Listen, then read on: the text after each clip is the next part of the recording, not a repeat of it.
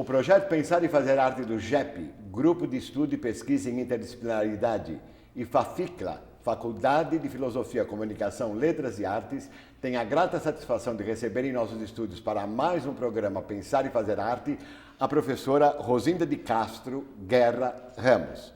Rosinda possui graduação em Letras pela Universidade de São Paulo em 1974, mestrado em Linguística Aplicada e Estudos da Linguagem pela PUC e doutorado em Linguística Aplicada e Estudos da Linguagem pela Pontifícia Universidade Católica de São Paulo também. Atualmente é professora titular da PUC, editora executiva responsável pela revista The Specialist, da revista Lael em Discurso, membro do Conselho Editorial da revista Trabalhos de Linguística Aplicada, da Revista Brasileira de Linguística Aplicada e da revista Moara. Faz pesquisa e docência em Linguística Aplicada, com ênfase em ensino-aprendizagem de línguas, atuando principalmente nas seguintes áreas: língua para fins específicos, formação reflexiva de professores, desenvolvimento de material didático para contextos presenciais e digital, ensino de inglês para crianças e educação à distância. Rosinda, é uma grande satisfação que eu e Ivani Fazenda recebemos você no programa Pensar e Fazer Arte, para que você converse conosco e com o nosso telespectador a respeito da relação ensino-aprendizagem de línguas estrangeiras para fins específicos, uma das áreas em que você atua. É um prazer poder estar aqui e poder conversar um pouco com vocês a respeito dessa área, que é, assim, minha paixão. Ah, que bom, que bom. Eu gosto muito também. Quando começou o ensino de línguas para fins especiais? Bom, ela começou a área de línguas para fins específicos, teve realmente especiais não é usado para isso, porque especiais, este termo quer dizer uma outra coisa, tem um outro significado. A gente normalmente se refere a essa área para fins específicos, né? Então, ela, vamos dizer, se você quiser saber o início, ela teve um grande início, um grande boom, que a gente chama, na década de 60 no mundo, né? A gente poderia dizer. No Brasil, ela teve seu início na metade da década de 70, que começou com o pessoal que fazia francês na Universidade de São Paulo e na própria nossa universidade, na PUC de São Paulo, e posteriormente, por volta de 1978, com a nossa querida professora Celane, que começou com um projeto nacional de inglês instrumental em universidades brasileiras. Então, vamos dizer, foi quando esse projeto deu início com a entrada dessa abordagem dentro do país, né?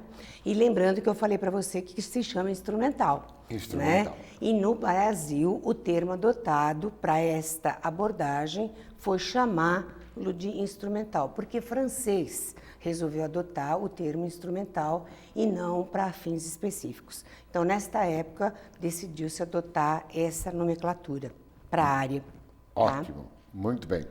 E em que metodologia, no começo da história do inglês para fins específicos, que metodologia ele usava? Era uma metodologia que se assemelhava ao ensino de língua geral, ou era já havia alguma procura para uma diversidade metodológica? Bom, de fato, acho que a gente não pode falar que é uma metodologia diferente. Ele nasce dentro de uma abordagem similar ao ensino de línguas de modo geral, e naquela época, se a gente se reportar à década de 70, 80, a gente trabalhava dentro de uma vertente chamada abordagem comunicativa.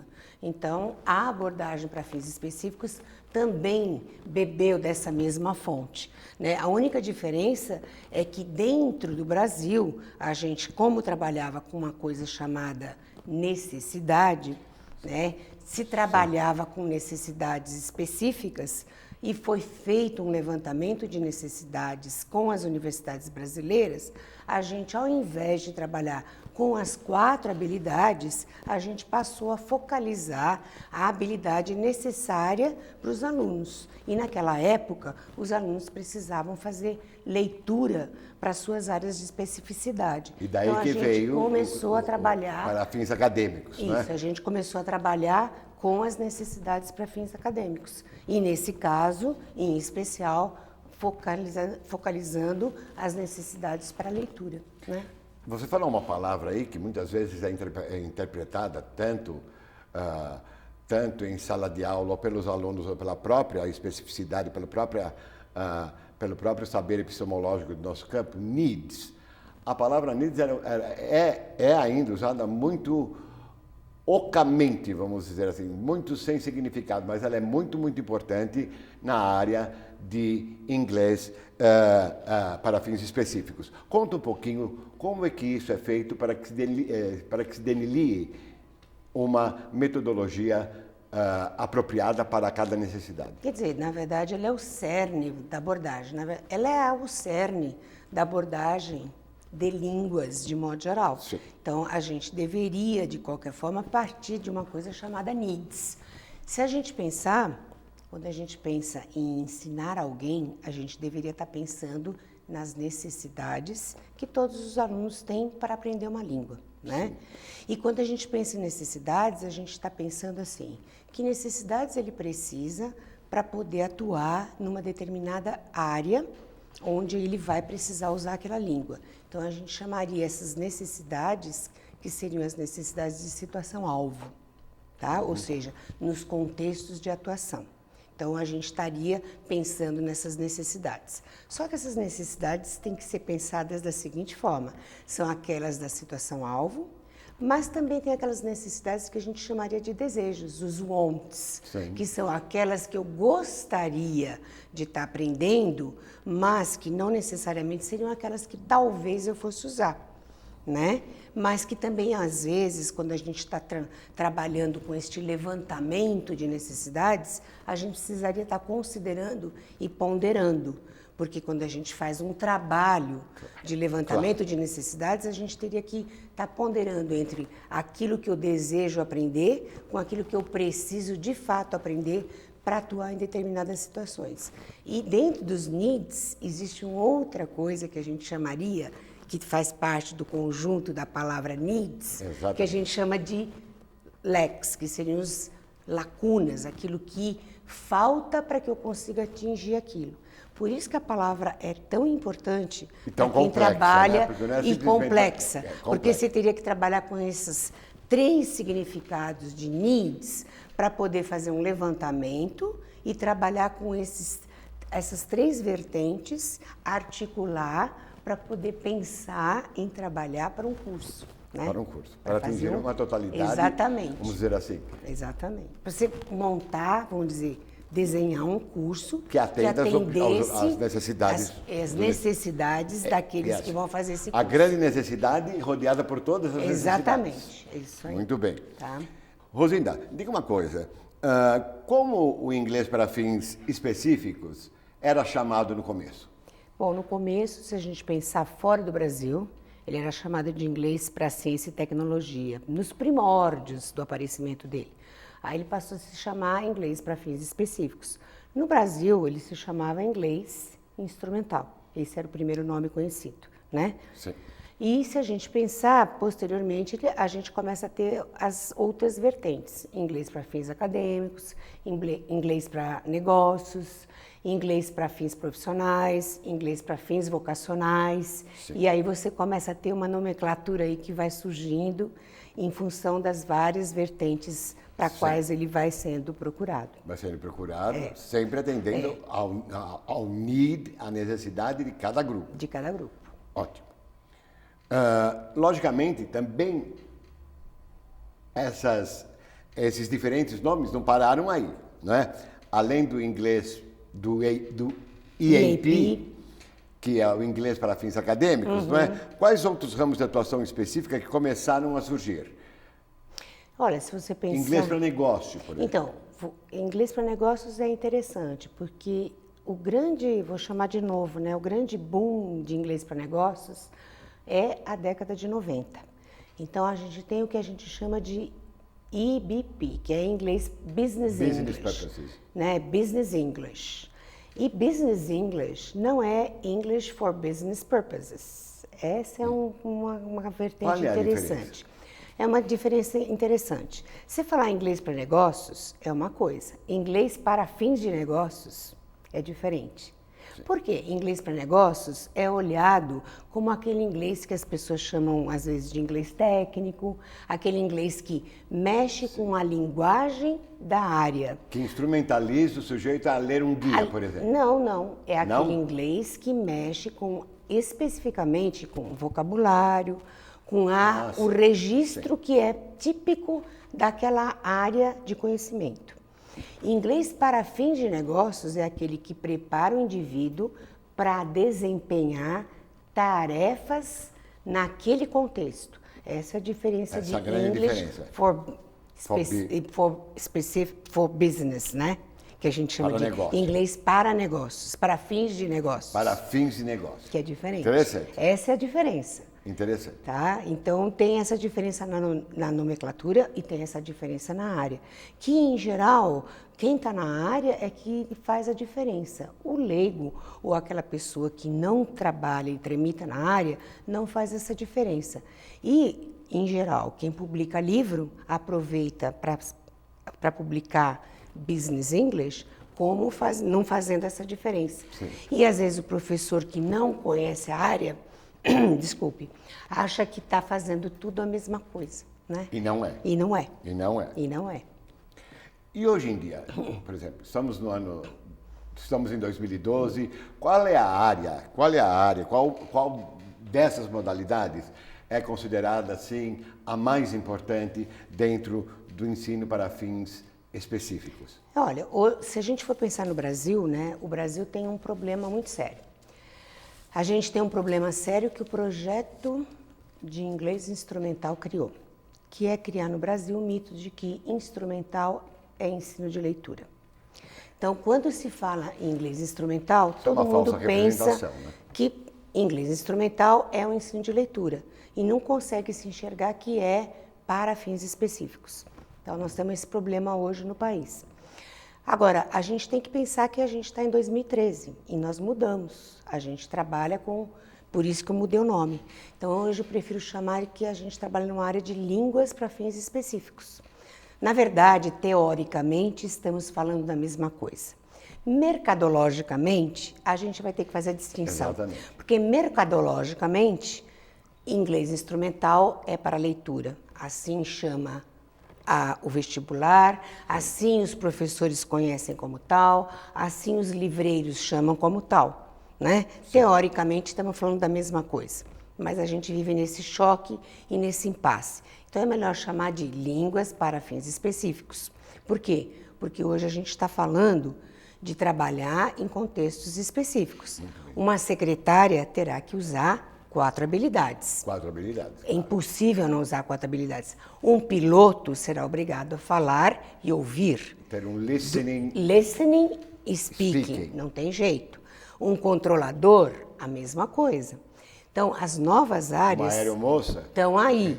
Hoje você tem comissário de bordo, hoje você tem piloto, hoje você tem gente que é obrigada a prestar exames, que sem essas provas de inglês não poderão exercer suas profissões. Exatamente. A partir de 2012. Então, você tem novas perspectivas futuras para a área de línguas para fins específicos. A aviação é uma delas.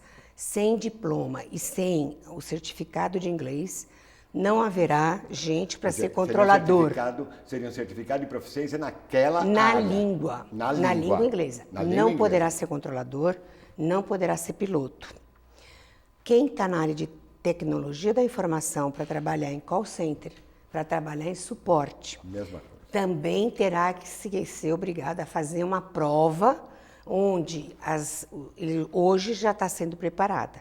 Então, a área de tecnologia da informação obrigará os novos técnicos a passarem por uma prova de proficiência, né? Nós estamos aí com as Olimpíadas, nós estamos aí com os Jogos, nós temos um curso no Mercadão, que a própria PUC hoje dá.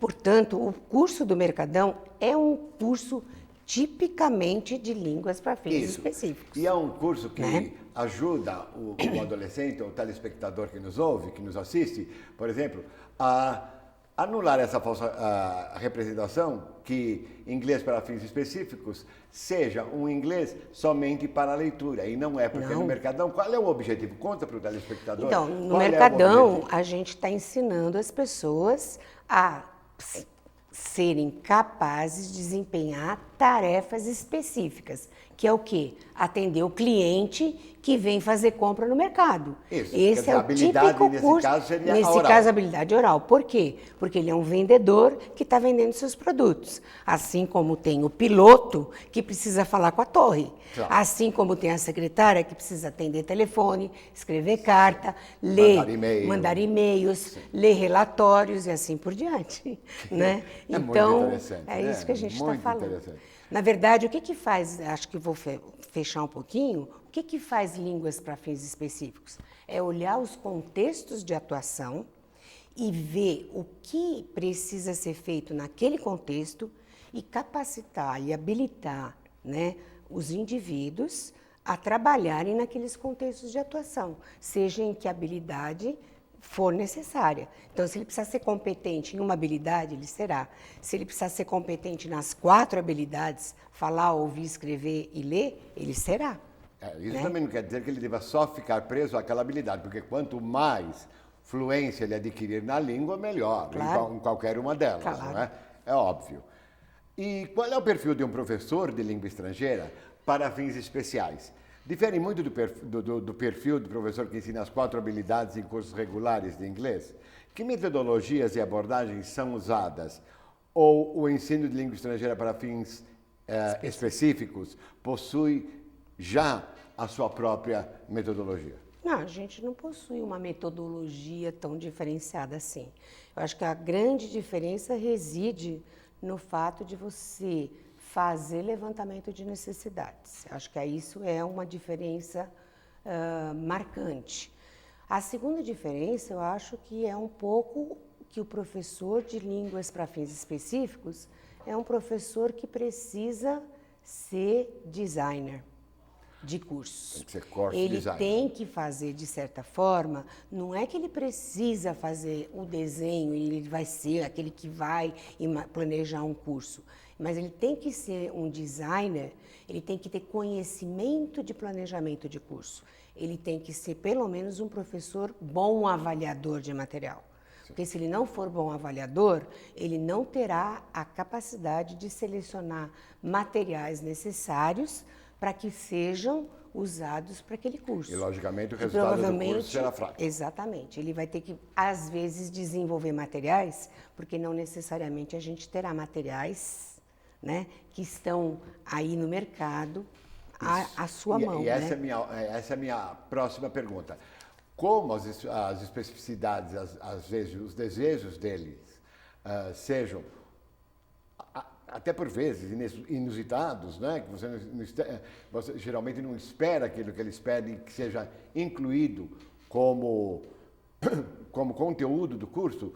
Como é que você faz isso? É uma espécie de bricolagem de perrenô? Você pega um pouquinho ali, um pouquinho ali, um pouquinho ali e vai fazendo até compor um todo harmônico a fim de que esses objetivos sejam apresentados? Como é que vocês fazem quando você não tem nada pronto? Eu acho que, em geral, por isso que eu disse para você que a gente, de certa forma, precisa ser designer, né? Sim. Um designer tem que, de certa forma, pensar em como é que a gente vai fazer uma organização, como é que a gente vai planejar e como é que eu vou selecionar conteúdos adequados que possam colaborar e contribuir para que eu possa fazer, né, um conteúdo harmônico que seja adequado para que ele possa atingir os objetivos, né, de atuação naquele contexto específico. Sim. Não há material em muitas áreas adequados para que ele possa atuar naquele contexto específico. Então, a gente muitas vezes tem que criar coisas ou adaptar coisas, porque a gente não vai encontrar. Aliás, uma coisa interessante que eu ia até colocar para você.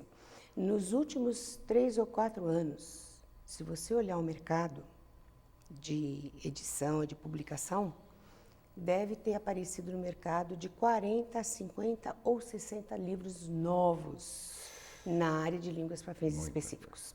Não existia. Então, há muita produção de material agora sendo produzido em muitas áreas. No mercado hoje tem livro para ser cabeleireiro, que não existia.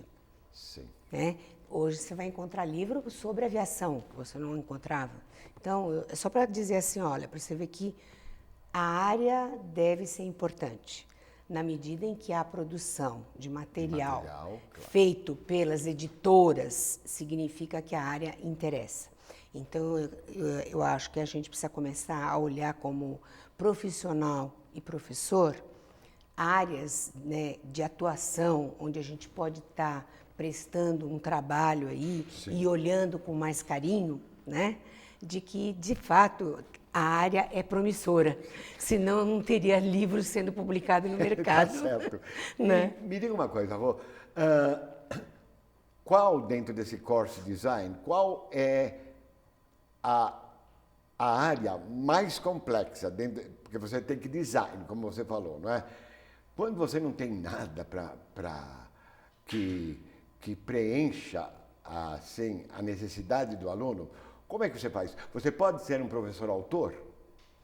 Eu acho que a gente é um professor autor. Vou contar um exemplo para você. Há 4 anos atrás eu fiz um levantamento com suporte de TI. Eu não conhecia nada sobre tecnologia da informação. Eu passei quase um mês fazendo um levantamento de necessidades com o meu grupo. A gente foi a 2 empresas de TI, a gente passou trabalhando com as pessoas, a gente fez trabalho com call center, fez um levantamento para ver qual era a linguagem usada nas chamadas de suporte. Não chamada de telemarketing, nas chamadas internas de serviço. E a gente fez todo um levantamento linguístico para saber como é que era essa língua usada nesse suporte, para poder criar um material para poder trabalhar. Que interessante. Né? Quer dizer, pegar material, fazer coleta. Esse material de coleta, por exemplo, vai desde vocabulário, estrutura, tudo. Tudo. Manual que eles usam, as chamadas telefônicas que eles têm, as planilhas que eles usam. Então, é um trabalho complexo, não é? É complexo. É Mas complexo. o professor que se aventurar a ensinar isso tem que estar disposto a trabalhar também. Também. Não é? Nesse sentido, Porque as coisas já estão prontas. E a gente tem que estar pronto a aprender. Por exemplo, eu fui ler o que é um call center, que eu não sabia o que era. Eu passei a ler coisas a respeito. Eu pedi informação de pessoas que estão na área. O que é um call center? É claro. O que quer dizer um call center? O que se faz num call center? A gente só aprende. A gente sabe, a pessoa chama, Sim, a gente faz chamada, mas... Qual é o mecanismo que aquilo... como é que faz, Claro. como se opera. Peguei coisas para ler a respeito. Então, a gente tem esse trabalho um pouco do que a gente chama de professor pesquisador, né? Então, é isso que a gente chama. Né? Um dos papéis do professor de línguas para fins específicos, que a gente diz, o professor é um pesquisador, ele não é só um pesquisador de língua, mas ele é um pesquisador também, né, da área, né? Claro, da área contexto, com a qual a gente vai trabalhar. Né? Exatamente. Que não se deve esquecer nunca o contexto. Não quer dizer que eu preciso saber tudo, porque aí é muito simples. Eu tenho um aluno que trabalha no call center. Ele pode ser o meu informante. Você é meu aluno, agora você vai me ensinar. Né? Claro. Então, claro. É isso que a gente tem que ter, essa mobilidade de também estar pronto para aprender com o outro. Né? Exatamente, que é um princípio eu da sei inglês, mas eu não sei sobre call Exatamente. center. Então, a gente vai fazer a troca. Todo o jargão linguístico, todas as palavras específicas de campo, vocês não precisam se preocupar, porque aquele profissional, eles já trazem aquilo para vocês e explicam. E nessa explicação deles para nós aprendemos muitíssimo. Quer dizer, essa é a troca. É uma co-construção. É co-construção. Que essa beleza. É a troca. Que beleza. Essa é a troca.